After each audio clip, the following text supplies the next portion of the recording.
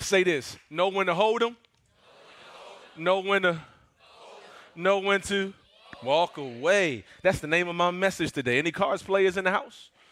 Any card players in the not, I'm not talking about Uno. I'm not talking about I Declare War. I'm talking about Rummy 500. Tunk. What about the real cards game? Come on for the coach and what? Who can play spades for real though? Stop playing. Stop playing. Who know how to count their books? Because some of y'all say 5 and y'all be having 8 in your hand and making us have to go board and throw stuff in because you get, look, at our house, we say, when you call board, show me your books then. Show them to me. Show them to me because you lying. Right, man? No, listen, man. Kenny Rogers, he wrote that. You got to know when to hold them, know when to fold them, and know when to walk away. I want to talk about 2 brothers today. One who was dealt an incredible set of hands. I mean, it was incredible, and he didn't even realize what he was dealt. And because he didn't realize it, he just threw it away. He threw it away, and sometimes in life, I feel like we don't always understand the value of what we have. And because we don't understand it, we find ourselves throwing it away too soon. You got to look at spades. I changed the words. You got to know when to hold them, and you got to know when to throw them. Because some of y'all get caught with them spades at the end, and you bumping with your partner. You don't know how to play no spades, man. Anyway, look, let's go to Genesis chapter 25, verse number 29. It says, one day when Jacob was cooking what? Some stew. Esau, anyone know how to cook stew? Pot roast? Okay. One day when Jacob was cooking some stew, Esau arrived home from the wilderness exhausted and what? Exhausted and, okay, verse 30. And Esau said to Jacob, I'm starved. Give me some of that red stew. This is how Esau got his other name, Edom, which means red. Verse 31, that means he loved that stew. It means it was his favorite when you get named after some stew. You know, it's like if you love like chicken nugget and they call you Nugget. Stop playing. Okay, 31. All right, Jacob replied, but trade me your rights as the firstborn son. Wow. Look, I'm dying of starvation, said Esau. What good is my birthright to me now? Verse 33. But Jacob said, first, say first. You must swear that your birthright is mine. And so Esau swore an oath, thereby selling all his rights as the firstborn to his brother Jacob. Verse 34. And then Jacob gave Esau some bread and lentil stew, and Esau ate the meal. Then he got up and left, and he showed contempt. And another translation says, and he despised his birthright as the firstborn. For the second time, let me tell you what's happening. Jacob and Esau, they're brothers. Jacob's the younger brother, and Esau's the oldest. Esau is legit the firstborn, and because he's the firstborn, he's born with the big joker. What trumps the big joker? Nothing. He's born with the big joker. The big joker is his birthright. And that birthright is special, man, because he has that birthright. It can get real complicated, but in a nutshell, I'll tell you the 3 things that it means. The 3 things that it means is, number 1, when your father passed, you get the highest blessing. Think about that. Father passed, you get the blessing that there is no higher. He places his hand on your head and commands a blessing on your life higher than anyone else. Here's the second one. You become chief of that family line. And so when the father passes away, you are now head honcho, El Jefe. Here's the third one. Now, and it's a big one, you get a double portion of the inheritance. And so because Jacob was the youngest, let's say if the inheritance was if Jacob would have got 200, Esau is going to get 400. And the reason why he's going to get 400 is just simply because it's his firstborn right. And so we got to ask ourselves, if there's anything that Jacob could want from Esau, do we know what it would be? His birthright. He want that big joker. Man, I'm trying to get what you got. Isn't it amazing to me that you can have stuff that other people want and yet you don't even understand what you have? That there is somebody who would kill to be in your place right now, yet it's the place that you despise. It's the place that you are upset with. It's the place that you're like, man, I don't want to be here, yet there's somebody saying, I wish I was there. So if there's anything that Jacob wanted from Esau, it would be his birthright. And so the question that we got to ask ourselves, because we just read that he sold his birthright. So the question that we got to ask ourselves today is, how did Esau get in a position where he sold the thing that was most valuable to him? How did he get to this place where he's now asking, how did I get here? Like, how did I give away something so precious? How did I give away something so valuable? Because what we begin to find out is that later he regrets this decision. And I started thinking that, in relationships, we can put ourselves in some pretty sticky situations. We can put ourselves in some moments where we look up one day and we're like, yo, how in the world did I get what? Here. How did I get here? And so let's figure it out. I want to give you 3 things today because he paid the price later, and I don't want us to have to pay any prices later. So I'm going to give you 3 things. Here's the first one. I want you to inspect your cart. Say inspect your cart. All right, look at verse 29 and 30. We're going to reread these really quick. But verse 29 says, once when Jacob was cooking some stew, Esau came in from the field, and here it goes. He was what? Exhausted. And we know that he wasn't just exhausted, but he was also what? Hungry. He was exhausted and, God, that's a bad combination. That's a bad combination. The brain has really doesn't do well under exhaustion. In fact, what psychologists have figured out is that when you are exhausted, you just don't think the same. In fact, you don't even make the same decisions you would do if you weren't exhausted. It's actually it's a torture technique to see how can I just keep you up. It's actually a torture technique.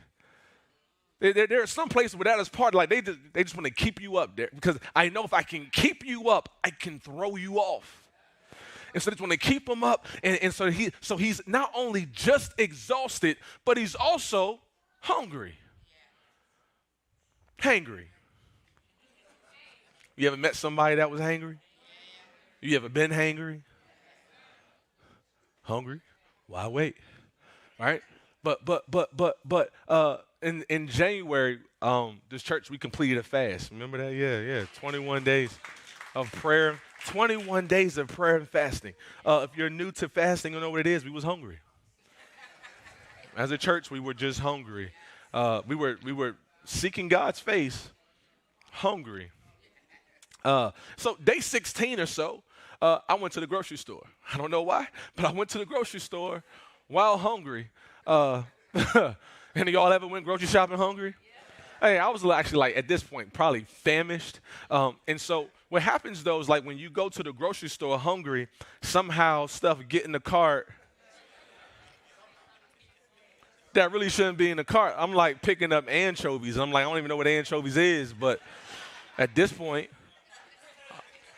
we're going to try it. We're going to see what this thing is hitting on. I'm walking past salami. I didn't even know that was salami. Wait, it was the first time I seen salami spelled out, and I'm like, what is this? What is this? It's pork. Who knows? This might be good. Right? Like you find yourself putting stuff in your cart that normally wouldn't be there, but now I'm finding myself making decisions in a state of mind where I'm exhausted, in a state of mind where I'm hungry. PB, what are you saying? What I'm saying is, I wonder who ended up in your cart, in your life, because you was thirsty. Because you've been waiting and waiting and waiting, and because your deadline's passed, you're now willing to just have anyone or accept anything in your cart, in your life, because you found yourself making a decision in a bad state of mind. See, there's something about starvation that's it's actually quite phenomenal to me. You can set out to say, I want a steak. I want me a steak from Ruth Chris. Actually, the best steak though, I've been getting that balsamic. What's that thing, baby, from Capitol Grill? That balsamic. Woo! Let's go. Somebody understands me. The rest of it, they don't know. So y'all stay where y'all at then. Don't worry about it. Go back to Ruth Chris. But you can have your mouth set on a steak. But if I make you wait and let your stomach start to growl and let time go by, somehow you went from steak to hamburger helper. Look at this, Tiff. Beef-ish. Beef-ish. Some of you all had steak on your mind, but if you look up, you got hamburger helper at your table. They go to church-ish. They saved-ish. They believe-ish. You was waiting for the right one, but the waiting took so long that the ish ain't that bad. It's something about waiting and starvation that will cause you to settle for something that you know you deserve better. And what happens is, if we're not careful, we can make lifelong decisions in temporary states of mind. Because you won't always be exhausted. And you won't always feel lonely. And you won't always feel like you're picked over. But if I make a decision then, I might look up and be like, how in the world did I get here? Because I got to know when to hold them. I got to know when to fold them. And I got to know when to walk away. And we find that Esau was born with the big joker. He's born with it. And in this moment, he's willing to play it when he should have held it. But he didn't understand. He didn't know that he was giving away something so precious. This pastor, he taught me something. He says, everyone say this, halt. Halt. Say halt. Halt. He says, here's what I need you to do. PB, Nelson, don't you ever make a decision with these things. Say halt. Halt. Don't make a decision while you're hungry. Don't make a decision while you're angry. Because you won't always be angry. You'll be angry today and be over it tomorrow. Or maybe next week. Or eventually. You're going to get over it. But don't make a lifelong decision while hungry, H, while angry, A, while L, lonely. Can I tell you, you really shouldn't date while lonely. Because if you're dating while lonely, you're picking for security, not from it. And the issue is that eventually you will feel secure, but now you're also locked down to someone who might have trapped you in your idea of looking for security.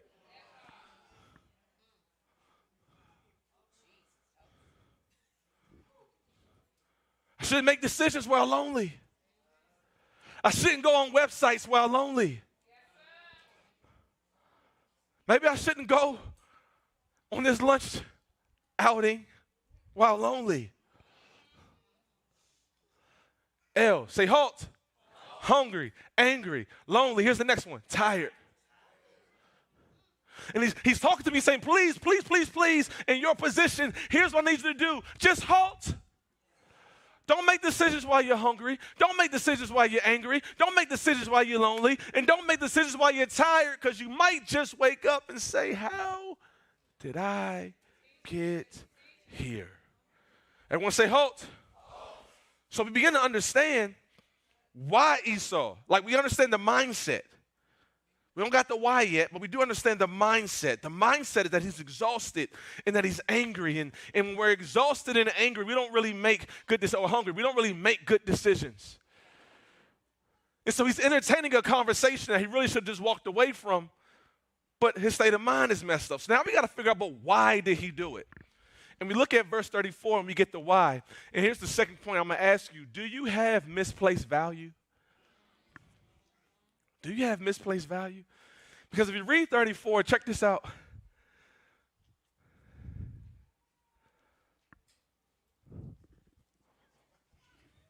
Verse 34.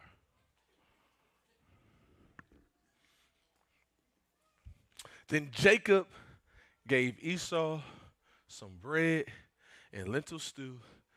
Esau ate the meal. Then he got up and left, and he showed contempt. And another version says, and he despised his birthright. Check this out, baby. He didn't sell his birthright because he was tired. That's not what that says. He didn't sell his birthright because he was exhausted. He didn't sell his birthright because he was hungry. He sold his birthright because he despised it. He had contempt. Way before it was ever a compromise or an option, we already see that he didn't really like it to begin with. I wonder what things you have that God is giving you and what seasons you have that God has placed you in that you despise, but you haven't let anyone know yet. And you despise it. You don't like that you're there. You don't like that he's giving you this. You don't like that you have this responsibility. And the problem with that is that if I don't have an appropriate value of what God has given me, then there's coming a day where the enemy will say, I'm willing to offer you something. I'm willing to offer you something. I'm so willing to offer you something. Because here's the deal. The enemy plays a game too. Well, he don't play fair, and he plays a game. And here's the game that he plays. Let's make a deal. He loves the game. Let's make a deal. Because if there's anything that the enemy is after in your life, it's your big joker. Because you've been born with a big joker too. It's called your purpose, your destiny, your calling. He's after that. And that's what he wants. He knows you have one. He knows that you're called. I don't care if you got here, quote unquote, you think you got here on accident. There's no accidents in the kingdom. You are not a byproduct of your parents' passion. You was put here on purpose, for a purpose. God saw fit that you will be born at such a time as this. There's nothing that you can do to frustrate the plan of God on your life. He's for you, he's with you, and the enemy is after it.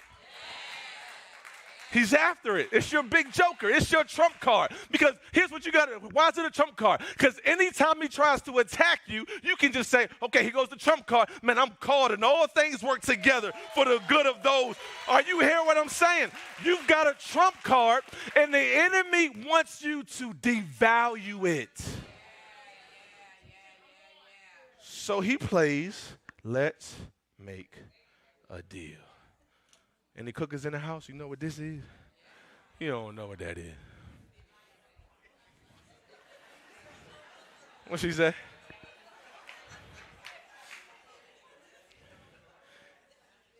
Here's what you got to know. Wherever there's low value, there's a low price.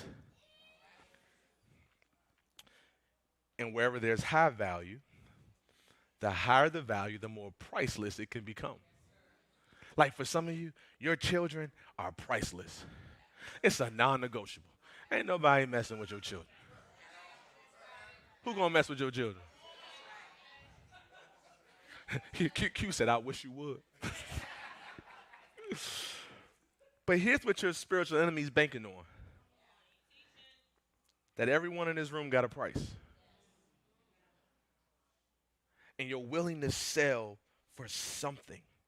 And the thing about the enemy is that he knows when to start cooking your stew. And he knows when you are willing to be just a little weak. And the reality is, He don't offer you something that you ain't enticed with. He ain't gonna offer you something that you don't like. No, he know you a little better than that. See that enemy right there, man, when he start cooking, see Esau was out there in that field. If you know anything about hunting, that took days. He was an expert hunter. That took days, Derek. So he was out there for a while. And Esau made his way back. Jacob said, it's about day 4. He about ready to come back. Let me start cooking this thing now. So that as soon as he get in the house, that's that red stew. That's that red stew for red.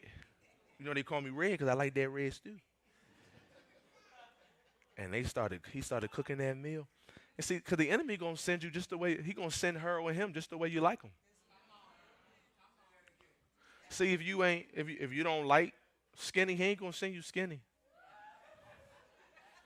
He going to send you buff.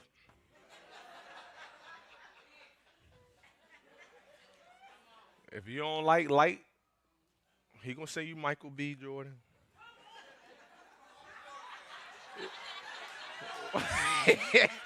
Well, daggone.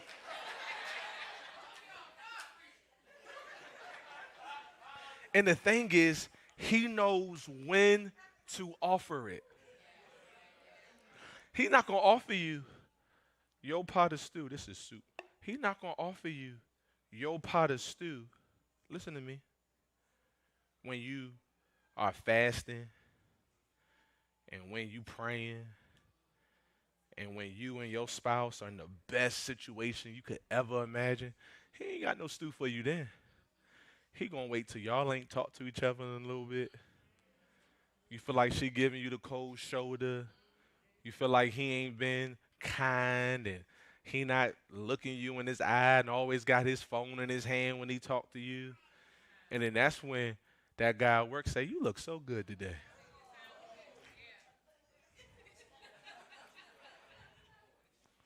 You want some stew?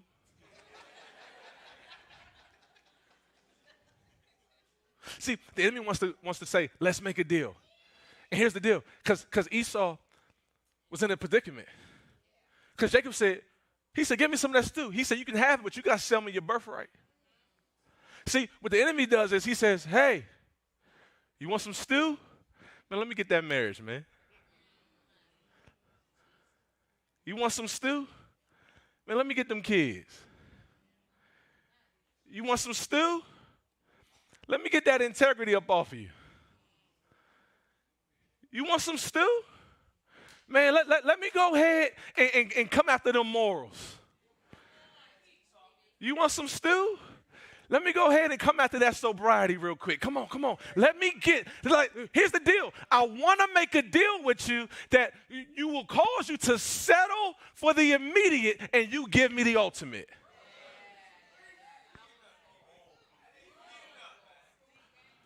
I want to know if you will trade me what's most valuable to you for a moment of pleasure. He doesn't necessarily present it like that. He just knows when to do it when you're exhausted and you're hungry and you're lonely and you feel like everyone's walked out on you and you feel like nothing is working out the way you want it to work and you feel like you've been waiting and you've been celibate and you've been doing everything you're supposed to do and all of a sudden now you're like, how in the world can I go any further? Zzz, hey, big head.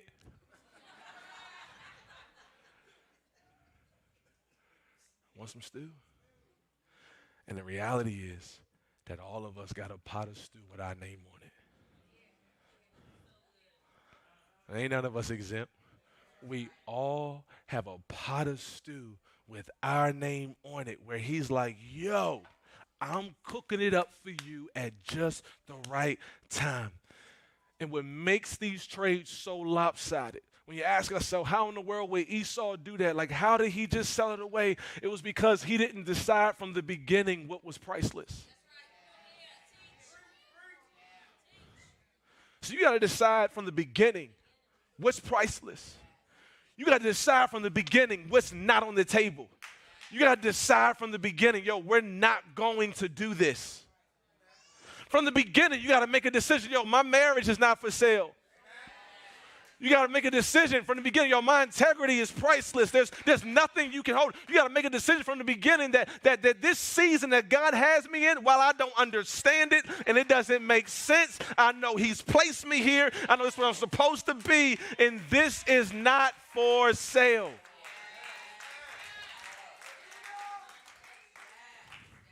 Why? Because of my third point.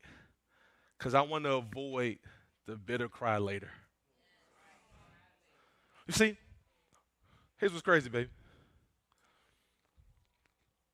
Esau sold that birthright. He got up, he left, and he went about his business. And so many times, we don't see immediate implications for immediate gratifications.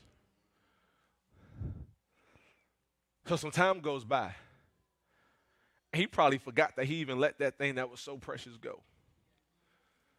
Because you pick up in a couple of chapters later, look at this, Genesis chapter number 37, verse number 30. He says, and as soon as Isaac had finished blessing Jacob, do you remember what the birthright was? You get the highest blessing. And as soon as Isaac had finished blessing Jacob, it was supposed to be Esau. You've heard it this way. You know, we serve the God of Abraham, Isaac, and who? It was supposed to be Esau. But in one moment, for a pot of stew, he gave his birthright. And as soon as Isaac had finished blessing Jacob, when Jacob had scarcely gone out from the presence of Isaac his father, Esau's brother came in from his hunting. Watch this. And he also prepared delicious food and brought it to his father. And he said to his father, let my father arise and eat of his son's game, that you may bless me. He's now coming back for the thing he gave away. How many of us have been in those situations where we come back to the thing we gave away? Where we come back to the thing that we let go of. Where we come back to the thing that was like, yo, I didn't think it was a big deal then, but here I am, I'm back again. Next verse. And his father Isaac said to him, who are you? He answered, I'm your son, your firstborn, Esau. He's trying to pull his card now. It's me, your firstborn. Don't you remember? Don't you know? See, you got to understand that Isaac at this point, he's blind. He's a little old. He's on his deathbed. His eyes are weary, so he really can't see him. And he said, but he's trying to pull his trump card now. But he already played it. It's me, your firstborn. Look at verse 33. Watch this.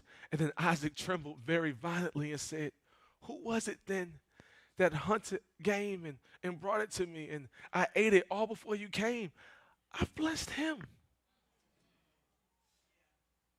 And yes, he shall be blessed. In other words, I can't take it away. The decision you made, I can't take it away. And then look at what he says, though. Verse 34. And as soon as Esau heard the words of his father, he cried out with an exceedingly great and bitter cry. In other words, no!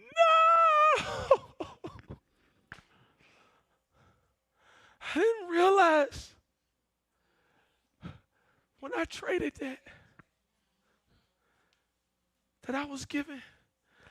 How about this? I didn't realize that I would miss this until it was already gone. You see? Here's what I'm trying to get you to realize. That we have to protect and cherish and decide the things that are valuable and priceless from the beginning. From the beginning. We got to come to a place where we just decide, no, wait a second. My call is priceless. My integrity is priceless. I'm not going to do this. God, what you said about me, I'm going to hold on to no matter how enticing this may look. This is priceless. But PB, I'm single. Okay, cherish this season. It's priceless. Protect it with everything you got. I just got out of something so damaging. Okay, protect your healing. Protect your journey of finding peace. But I feel lonely, and let me tell you something, the stew isn't worth it. You got to protect the journey that you're on. He'll know when to send it. He'll know how to send her, how to send him. But you got to protect the fact that God has me here. He got me out of something damaging, not just to put me back in something damaging again. No, I got to protect this and cherish this with everything that I have. But I feel like I've been waiting, and I feel tired, and I'm exhausted, and I don't see any prospects, and I don't protect the word that God gave you. Cherish the word that God gave you, and you got to decide from the beginning that some stuff is just not for sale. It's not for sale.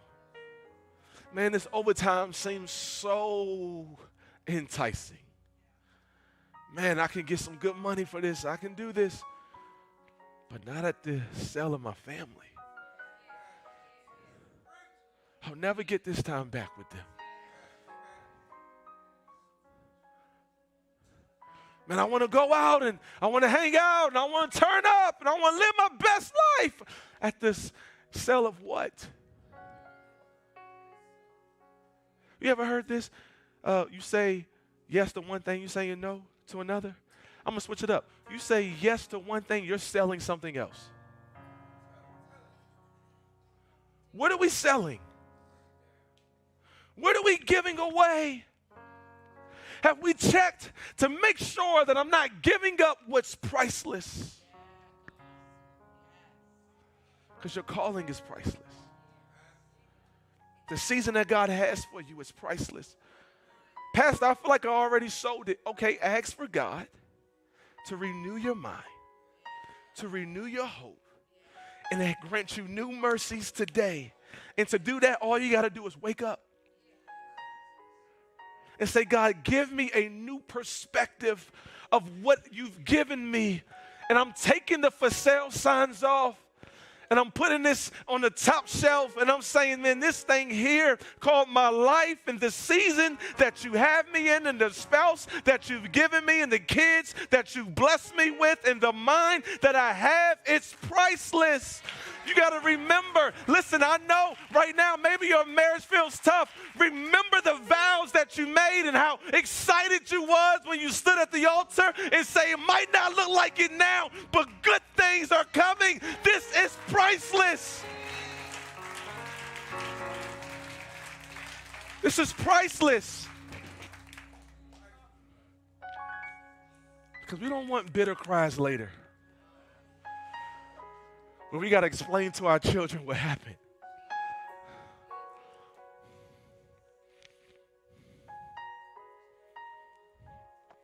We got to unpack with our spouses now and say, man, I took some stew a couple years ago and this is the result of it. Now let's make some decisions now that some stuff is not for sale. I got to know when to hold them. I got to know when to fold them. And when Esau heard that the cost of that stew was his birthright, he should have walked away and said, I'm going to head out. I'm good. I'm going to head out. Amen? Did y'all enjoy this?